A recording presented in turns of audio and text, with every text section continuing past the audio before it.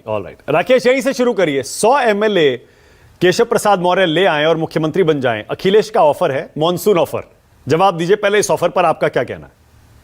देखिए मानक जी, आपने खुद ही कहा कि ये बात केवल मजे लेने के लिए है और आपके साथ सवाल जवाब में सुनील साजन ने स्वीकार कर लिया कि ये बात केवल मजे लेने की।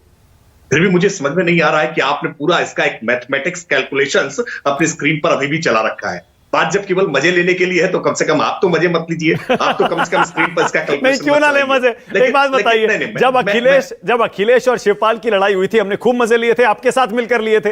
अब जब आपके यहाँ झगड़ा हो रहा है तो हम उनके साथ मिलकर आपके मजे क्यों ना मजे लेने का अधिकार तो हम लोगों को अगर कोई एक बयान, बात तो ठीक है, मैं मानक जी पूरी जिम्मेदारी के साथ कह रहा हूँ, कोई एक बयान आप दिखा दीजिए जिसमें केशव प्रसाद मौर्य जी ने कहा हो कि हम सरकार के साथ संतुष्ट नहीं है, हम इस सरकार के साथ नहीं रहना चाहते। कोई एक बयान अगर दिखा दीजिए आप। देखिए केशव जी ने कहीं इस तरह का कोई बयान दिया नहीं। ये झगड़ा कपोल कल्पित है, ये झगड़ा केवल स्वप्न में देखा गया है। और क्या है, अखिलेश यादव जी रोज इस तरह के सपने देखते हैं, रात को सपने देख करके सोते हैं, सुबह उठते हो और फेसबुक पर आकर ट्विटर पर आकर के ट्वीट कर देते हैं। और ये कोई पहली बार नहीं किया है। आप जब कह रहे थे ना, तो मैं इसके बाद फेसबुक पर और मैं ट्विटर पर, इनके टाइमलाइन पर, इंटरनेट पर जरा खंगालने लगा तो मुझे दिखाई पड़ा कि 7 सितंबर 2022 को भी अखिलेश यादव ने ऐसा ही दावा किया था। 1 दिसंबर 2022 को रामपुर के उपचुनाव में रैली को संबोधित करते हुए भी अखिलेश यादव जी ने ऐसा ही दावा किया था। ये रोज ऐसे ही कहते हैं। इस तरह के दावे करने का इनका पुराना इतिहास है। और क्यों है, ये जो इनके बगल में सुरेंद्र राजपूत जी बैठे हैं ना, इनके साथ यूपीए के शासनकाल में जब रहे ना, ऐसे ही ऑफर के लेन देन पे डील किया करते थे। याद करिए 1 2 3 न्यूक्लियर डील। उस डील के समय में कैसे अमर सिंह जी के साथ मिलकर समाजवादी पार्टी ने ऑफर की डील की थी। ये डील के आधार पर ही सरकार बनाते, बिगाड़ते, चलाते, गिराते, समर्थन देते लेते रहे हैं। ये इनके लिए धंधा है, राजनीति धंधा है।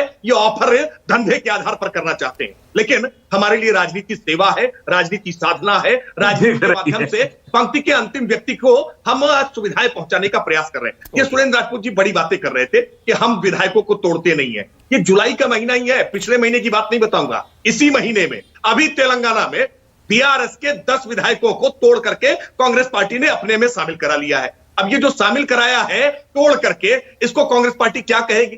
कांग्रेस पार्टी का तो जितना दागदार चरित्र है ना, दागदार तो छोड़ दीजिए, आप उसके लिए कोई और नई उपमा तलाशिए जिसने राष्ट्रपति शासन लगा करके 356 लगा करके दर्जनों सरकारों को मतलब जिस तरह से बिना किसी कारण के बर्खास्त कर दिया हो, लोकतंत्र का जो छलनी कर दिया हो, तानाशाही इस देश पर राकेश भाई कुछ आंकड़े दे दीजिए। ये दुर्भाग्यपूर्ण है, ये दुर्भाग्यपूर्ण है। पूरी बात सुन लीजिए, अब सुन लीजिए। अरे कुछ आंकड़े दे दीजिए।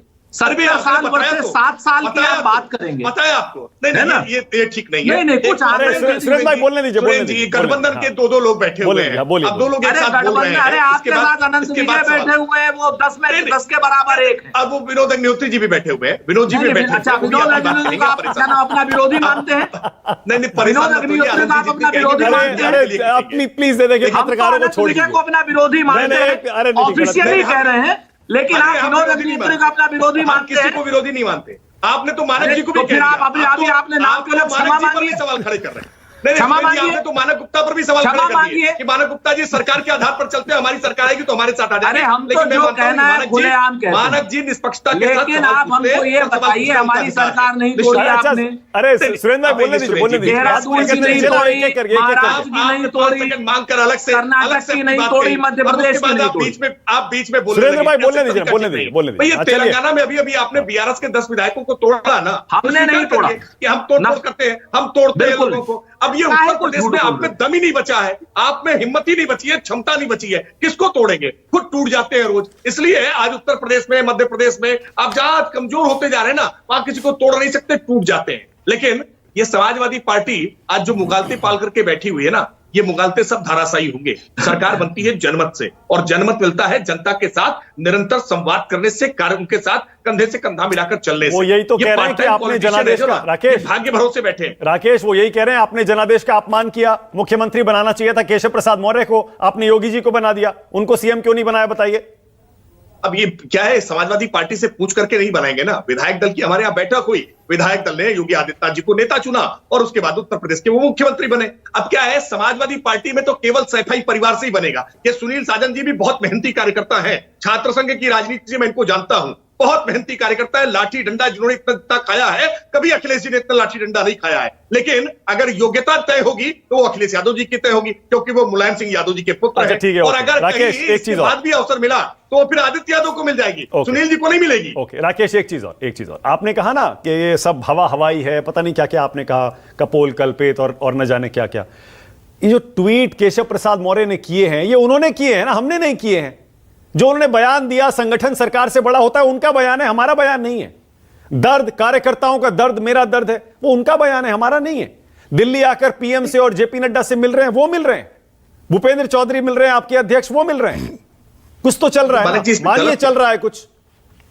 लेकिन मानक जी इसमें गलत क्या है? जो बात केशव प्रसाद मौर्य जी ने कही है वो कोई शोध नहीं है, कोई नया शोध नहीं है, कोई नया निष्कर्ष नहीं है। पंडित दीनदयाल उपाध्याय जी ने कहा है, ये हमारे मार्गदर्शक रहे जिन्होंने इस पार्टी का सिद्धांत लिखा। चलिए, आपने कम से कम ये तो माना कि क्रोधित हैं, बड़ा होता है। आपने ये तो माना केशव प्रसाद मौर्य क्रोधित हैं, माना आपने? नहीं, बिल्कुल नहीं क्रोधित है, बिल्कुल नहीं क्रोधित है, सवाल ही नहीं उठता। एक लाइन, एक बयान। तो दर्द किस बात का है उनका, फिर बताइए। देखिए, हर कार्यक्रम, मुझे भी दर्द है, मैं भारतीय जनता पार्टी का प्रवक्ता हूं, मुझे दर्द है कि 2024 के चुनाव में हम अपेक्षित परिणाम नहीं ला पाए। हमने 2014 में जो टारगेट तय किया हमने अचीव किया, 17 में टारगेट तय किया अचीव किया, 19 में टारगेट तय किया अचीव किया, 22 में टारगेट तय किया अचीव किया, 24 में हम अपना टारगेट नहीं पा पाए हैं। हर भारतीय जनता पार्टी के कार्यकर्ता का यह दर्द है, और उस दर्द के साथ केशव मौर्य जी ने अपने दर्द को जोड़ा है कि जो तुम्हारा दर्द है वो मेरा भी दर्द है। अब इसको आप अलग रेफरेंस में, अलग संदर्भ में कोई इसकी व्याख्या करें, पत्रकार हैं आप, स्वतंत्र हैं। अच्छा, ओके, आप बार बार ये कह रहे हैं, आधारहीन बातें कर रहा है, उसका आधार क्या? बीजेपी बार बार ये कह रही है मुख्यमंत्री नहीं बदला जाएगा, कोई चर्चा भी नहीं है, तो क्या प्रदेश अध्यक्ष बदला जाएगा? क्या सुन रहे हैं कि शायद केशव प्रसाद मौर्य को या तो यूपी बीजेपी का अध्यक्ष या फिर यहां दिल्ली में राष्ट्रीय अध्यक्ष बनाया जा सकता है? देखिए, अभी फिलहाल मैं स्पष्ट तौर पर कह सकता हूं, परिवर्तन के बारे में अभी कहीं किसी स्तर पर कोई चर्चा नहीं हुई है। लेकिन भारतीय जनता पार्टी में कोई भी अध्यक्ष हमेशा के लिए अध्यक्ष नहीं होता अखिलेश यादव जी की तरफ से कि पट्टा लिखा लिया है। क्योंकि जब तक मुलायम सिंह यादव जी रहे, मुलायम सिंह यादव को हटा के अखिलेश यादव बन गए।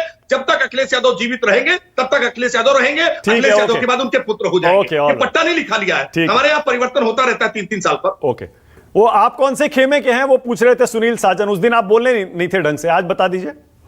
नहीं, मैं तो स्पष्ट तौर पर बता रहा हूं, भारतीय जनता पार्टी का राष्ट्रीय विचारों के आधार पर रचा बसा एक कार्यकर्ता हूं, भारतीय जनता पार्टी के साथ हूं, तो यह भारतीय जनता पार्टी के कमल के फूल के साथ हूं, हम इस राष्ट्रवादी विचार के साथ हैं। अब दुर्भाग्यपूर्ण यह है कि जिन्होंने विचारिक राजनीति की नहीं है, जो केवल परिवारों की चाटुकारिता करते रहे हैं, परिवारों के घूमते रहे। नहीं राकेश, पता है ये चुटकी सब क्यों ले रहे हैं? और देखिए, आज जब मजे की बात हो रही है, मजे के टॉपिक पर ही बहस हो रही है, तो उस पर भी मजे में कुछ बता दीजिए, वो क्या हुआ था आपके साथ जिस पर आप भी नाराज हो गए थे? आपका भी एक दर्द है ना, आपने बताया दर्द है एक।